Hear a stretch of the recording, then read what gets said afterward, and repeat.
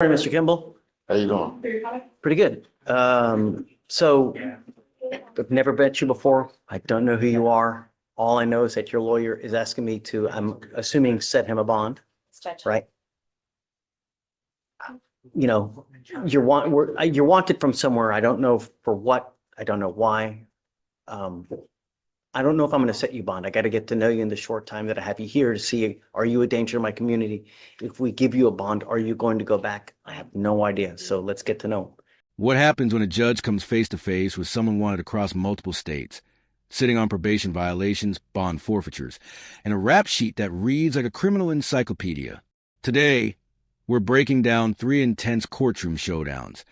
A defendant who claims the system is out to get him, a man whose bond violations finally catch up to him, and a DWI case that gets real personal. You're about to see why judges don't play games, and why the courtroom is the ultimate reality check. Let's dive in. Amy? Judge, so he's wanted from Guadalupe County, New Mexico, aggravated battery against a household member with a deadly weapon. As the court knows, he's also being held in the 351st for credit and debit card abuse. No, I had no idea. Say it. And I believe they also just filed a motion to revoke his probation on the fraud use. He's on probation too. Yes, and they're motioning to revoke as well. He also has 2 bond forfeitures that I'm seeing, and then he has quite a bit of history with burglaries. And My gosh. Whoa. So since 2007, possession of marijuana, possession of a controlled substance, evading arrest, possession of a controlled substance, felon in possession of a weapon, attempted evading arrest or detention, tampering or fabricating evidence, evading arrest and previous conviction, burglary of a building, possession of a controlled substance, burglary of motor vehicle, evading arrest, credit card abuse, burglary of a motor vehicle, evading credit card abuse, possession with intent to deliver, and 1, 2, 3, 4 more burglary of a motor vehicles, failure to ID, possession of a dangerous drug. You're on probation for a fraud.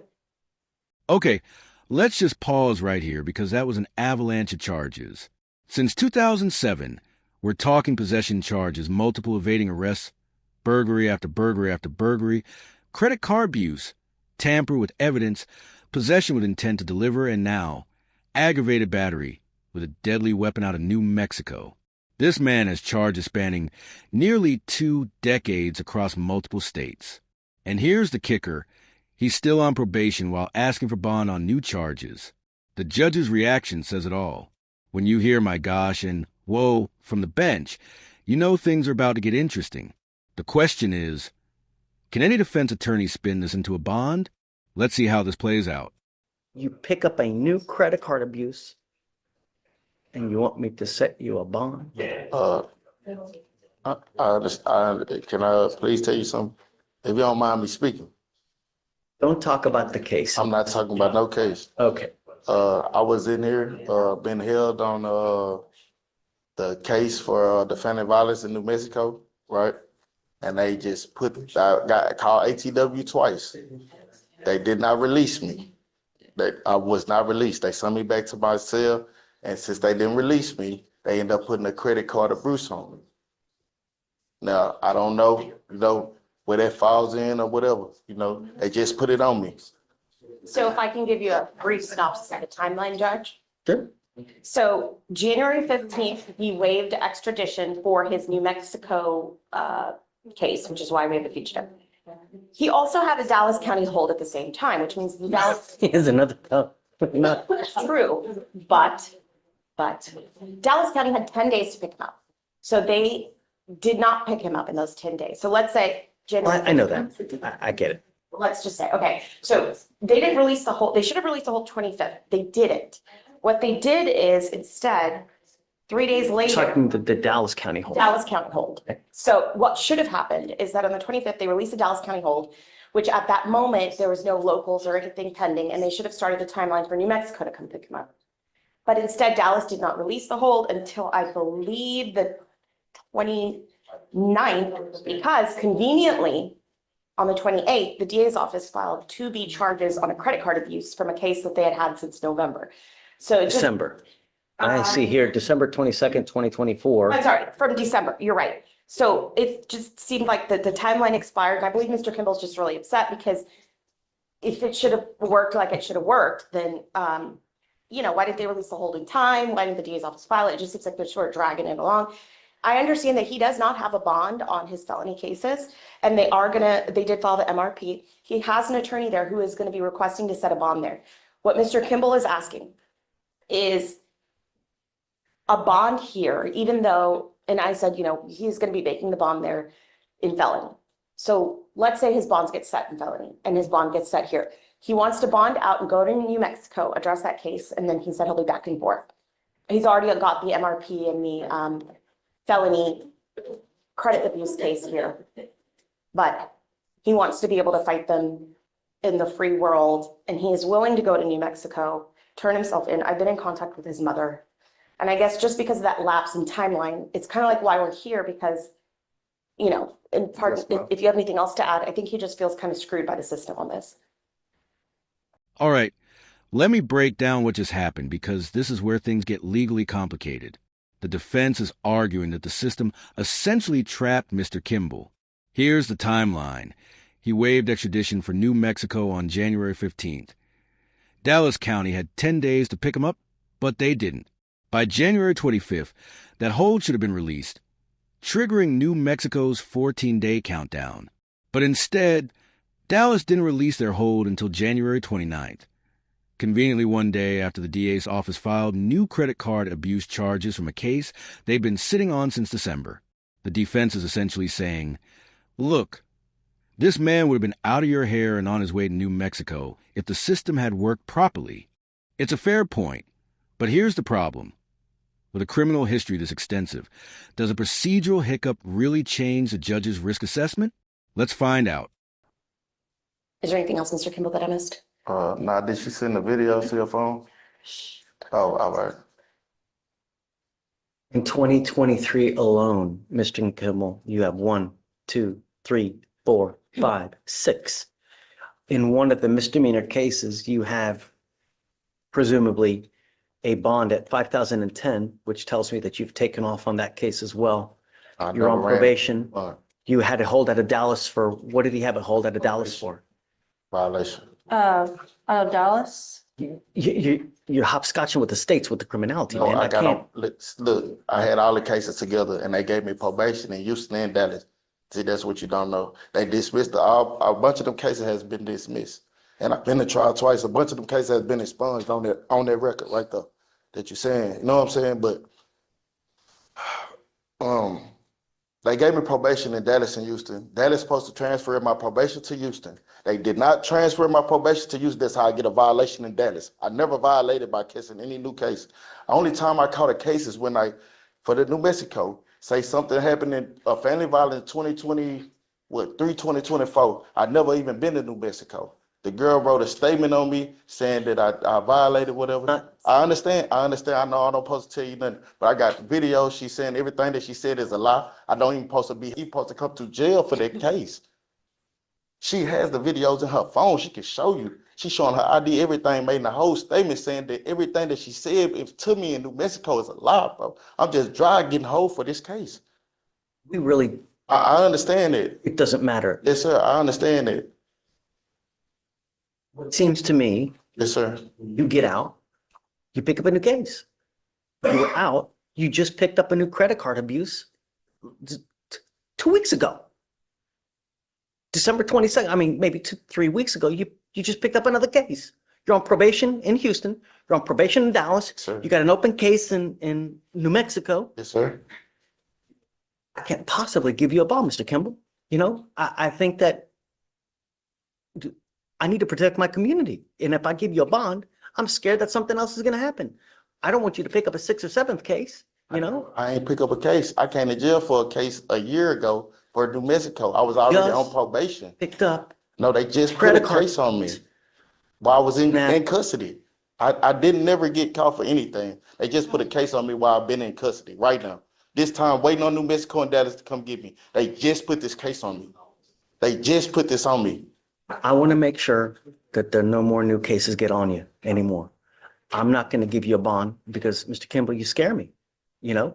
You do. I never had an aggravated case. I never had an aggravated case in my life. You see my record. I never had an aggravated case. I don't see, the Period. only thing I see I'm is saying Harris. everything you're saying. I never had an aggravated case out of Harris County, Dallas, anywhere in Texas, ever. Ever. I believe you, but it's just way too much baggage, dude. Way too much. But I'm saying you can't just set a bond on the case. And when I go to court, you know what I'm saying? I talk to my other judge. She give me a bond on them cases or whatever, where I can go handle everything that I need to handle so I can get out and be with my kids. You know what I'm saying? Because if I don't, so say if they do set the bond when I go to court, because he's going to give me a court date in like a week or two. I'm going to go to court. They're going to set a bond for me. So they set a bond. Now I got to come back to your courtroom again for you to say, oh, well, I'm not going to give you a bond or whatever. They got 14 days to come get me. When actually I really supposed to already been gone to either Dallas or New Mexico because they called me ATW twice and they said they was not going to come get me.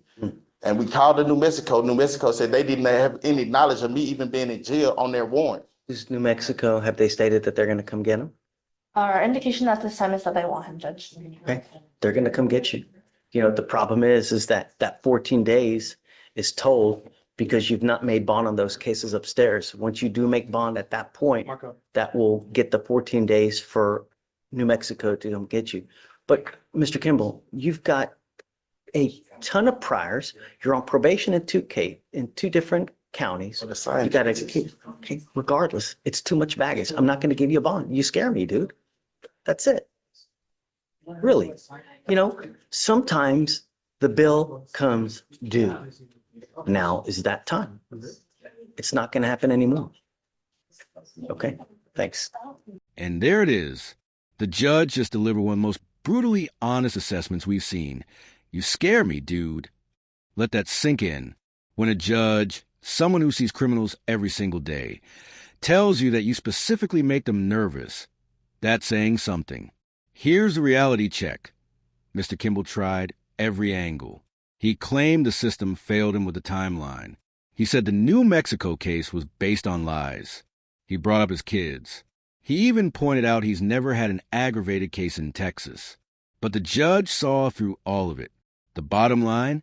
When you're on probation in 2 counties, have bond forfeitures, and a rap sheet that took 2 minutes to read, no amount of explanation changes the math.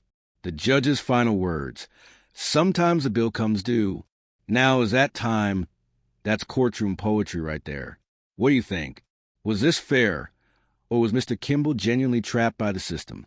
Drop your thoughts in the comments. I had an opportunity. I'm here on Mr. Caleb Jones, judge. Took a look at the bond violation report here. I haven't even seen it. All I know is that we have another bond violation. Well, I've had a chance to discuss it and help break it down, make it as digestible as possible, Judge.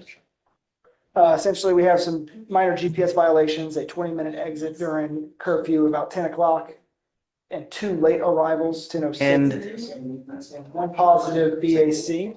There were. Come up, Mr. Jones. Multiple IVs. They're on the report that was I sent looked at for the first, second, and third. Yes, Judge. And those reports being referenced there were follow-up flows that showed a declining level on those, unless I'm mistaken. They go down and then they go up again on the. Doesn't matter. It's no tolerance. We've been through this over and over and over. At what point do you get it, Mr. Jones? This is, how many bond violations do we have here now? I believe this will be the 3rd. No. Last time, I believe, Judge. This was at 7502. Because I was generous with the 2 portion, but it's not just 2, Ben. We've had probably 5 or 6 bond violations. All I know is that you are testing positive. You're in violation of your curfew again. What am I supposed to do? Just continue to let you go?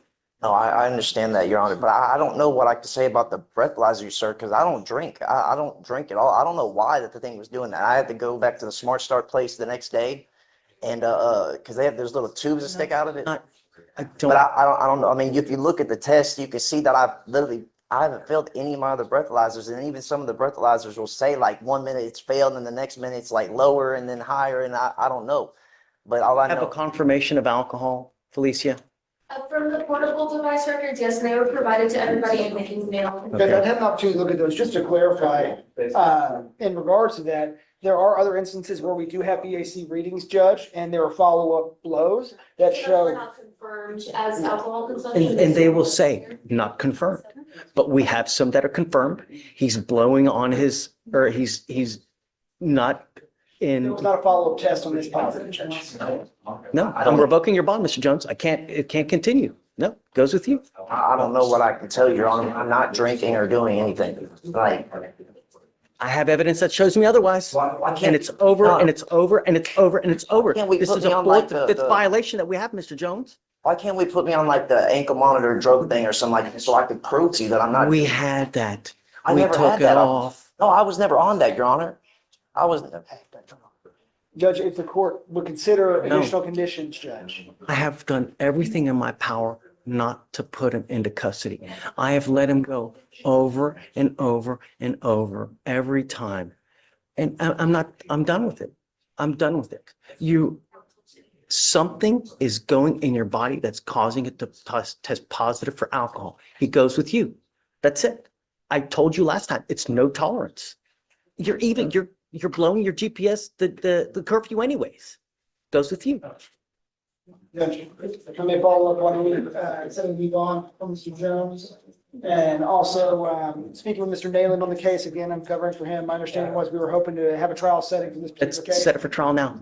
It's just way too much drama for me. I'm done with it. I'm ready to put this thing to bed and that's it. So I'll give you a trial date today. I'm setting the bond at, it's 7502. This right here is a masterclass in how not to handle your second chances. Mr. Jones has had 5 to 6 bond violations, not 2, not 3. We're talking half a dozen times his judge has shown him mercy. GPS violations, curfew violations, and positive BAC tests that the defense is trying to explain away as equipment malfunctions. But here's the thing. When you're on a zero-tolerance bond condition and you keep popping positive, the I don't drink defense stops working real fast. The judge even admitted he's done everything in his power to keep this man out of custody. That's rare. Most judges aren't that patient. But patience has limits, and Mr. Jones just found that limit. The defense tried one last Hail Mary, asking for additional conditions like an ankle monitor, but the judge shut it down immediately. I'm done with it. When a judge says those words with that level of frustration, you know the gavel is about to drop hard. Bond set at $7,502, and honestly, that's still generous. Ms. Bennett, you're charged with driving while intoxicated. You're facing up to 6 months in jail and or a $2,000 fine. You guys have worked out an agreement where they're offering you 3 days in jail with credit for 1. You need to understand that this charge is going to go on your record. It's going to be there for the rest of your life. It's going to be there, it's even there after you die. This is important because you ever get pulled over again, officers, all they do is they look at your background.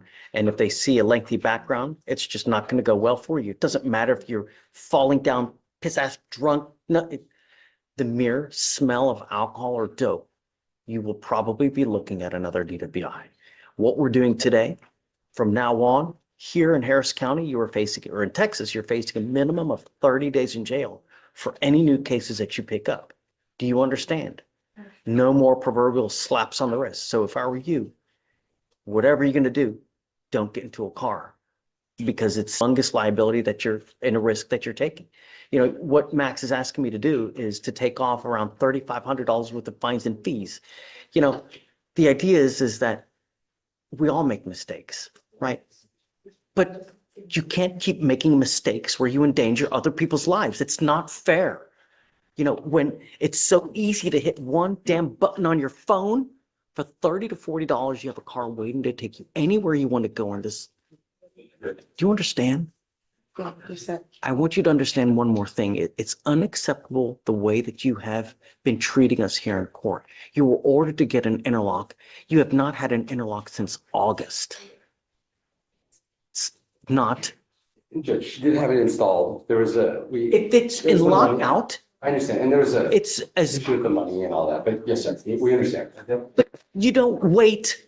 If You you, communicated with me, I didn't realize there was another option, Judge. And so I'm definitely taking the heat on that. So I came in no, to see if we could. I'm not going to let you. You were old enough to know that if you're ordered to have an interlock and it's not functioning, you're going to upset a judge. Do you understand? Judge, Just, I'm gonna have to speak on this one, okay? Yes. Because I definitely communicate. Let me know. I said, I've been employed my whole life. When this stuff started happening, especially with the stuff with the other situation that happened going on, I let him know that I can no longer afford it. I didn't know there was another option. And I neither, I told her we need. But- and I since have not- August, she's been in lockout, Max. I have not drove, I Ubered everywhere I've been. It's true. I have. And I helped her with that as well. Yeah, yeah. She has. She did. But So now I'm self responsibility for it, and I just don't want you to think that I just deliberately disobeyed an order. I didn't have a choice, and I communicated it with him. I'm taking full responsibility. So for you to tell me that, oh yeah, I mean I am old enough. If you and I see, understand. and the lawyer has been notified and still nothing is coming of it, you got to come to court, you know? When you have an interlock, it's supposed to be operational. And when it's not, that's a bond violation and it's a continued one, you know? I understand. I'm taking full I'm responsibility. preparing you for the future, you know? Yes. Hopefully there is none, but you can't keep it. Also, before all of this and the federal thing, she'd never been in trouble before. So this has been like. No, I have an assault from 2010. I've got an ag assault in 2009. I've got it's not our first rodeo. It's not. Okay. And just, She's like really upset about the idea is we all make mistakes, like I told you, but don't make a mistake. I'm sorry. It's not a mistake. They're actions that you take, and you're old enough to know that actions have consequences, right? Especially when you're dealing with alcohol and a 3,000 to 5,000 pound missile that you're in. You could cause catastrophic injury, and that's what we're trying to prevent. Understood. All right. I am going to waive the fines and fees now, but you need to understand on a second offense, it's a minimum of $6,000 in surcharges and fines and fees if you pick up another DWI.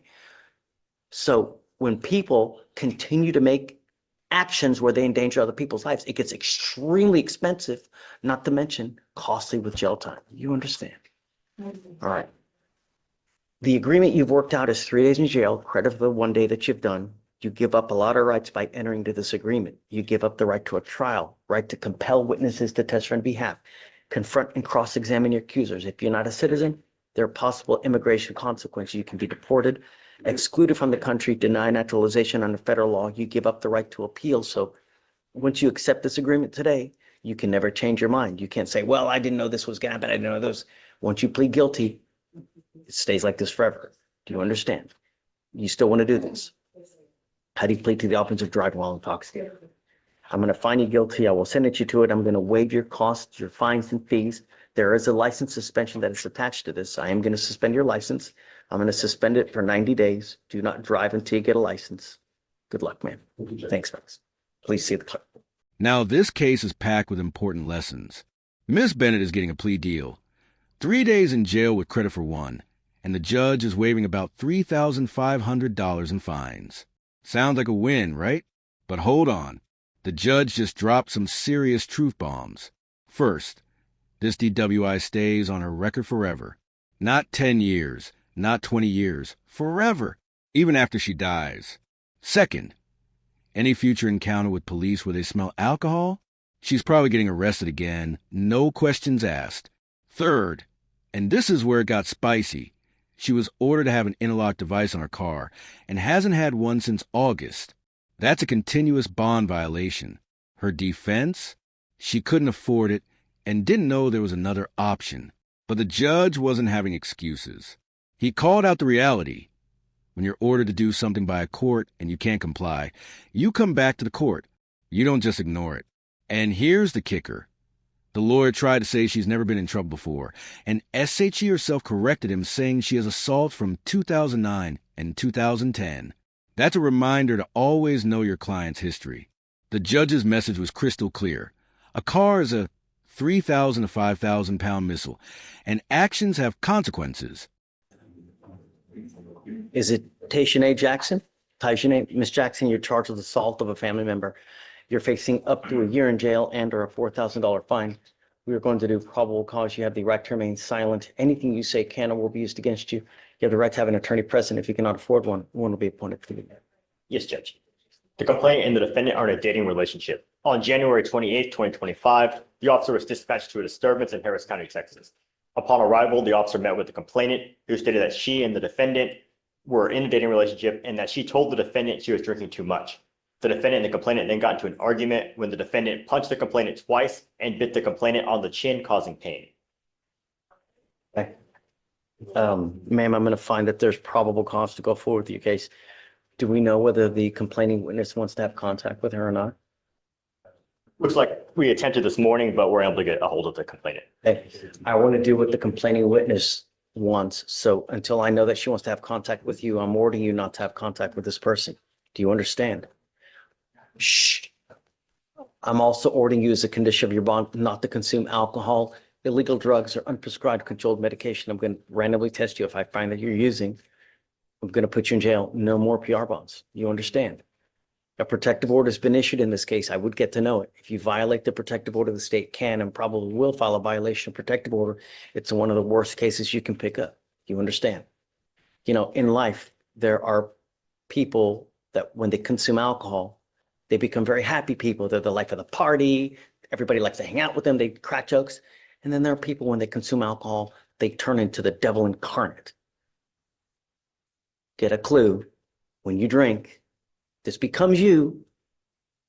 For now, though, no consuming alcohol or illegal drugs. You understand? Tell me, do you have an income? Do you have an income? Do you work? What do you do with yourself? I do hair. I do hair. Okay. Work from here from home. Do you have the ability to hire a lawyer, or would you like a court-appointed lawyer? I can do a court Sorry? appointed. You want one? Okay. I'm going to have you. And that wraps up today's courtroom breakdowns. And what a session it was. Let's recap what we witnessed. First, Mr. Kimble, a man with criminal history spanning nearly 2 decades, 2 active probations, and charges across multiple states, learned that when your baggage fills up the entire courtroom, no bond is coming your way. The judge's words, "You scare me, dude," will stick with viewers for a long time. Then we had Mr. Jones, living proof that second chances have limits. After 5 to 6 bond violations, positive BAC tests, and repeated curfew breaches, the judge finally said, "I'm done." Bond revoked, trial date set, lesson learned the hard way. Miss Bennett's DWI case showed us the real cost of drunk driving. Not just a jail time, but a permanent record. Waived fines that could have been $3,500. And the threat of $6,000 minimum on any second offense. The judge made it painfully clear. A car is a weapon, and Uber costs $30. Finally, Miss Jackson's assault case reminded us that alcohol doesn't just affect you. It affects everyone around you. When the judge said, "When you drink, you become the devil incarnate," that wasn't an insult. It was a wake-up call. The common thread across all these cases? Accountability. The courtroom doesn't care about excuses. It cares about actions and consequences. And today, we saw the bill come due for multiple people who thought they could outrun their choices. Now, if you found these cases as eye-opening as we did, make sure to smash that like button. Drop your thoughts in the comments, especially on the Kimble case because that one was controversial. And if you're new here, hit subscribe and turn on notifications so you never miss another jaw-dropping courtroom breakdown. We'll see you in the next one.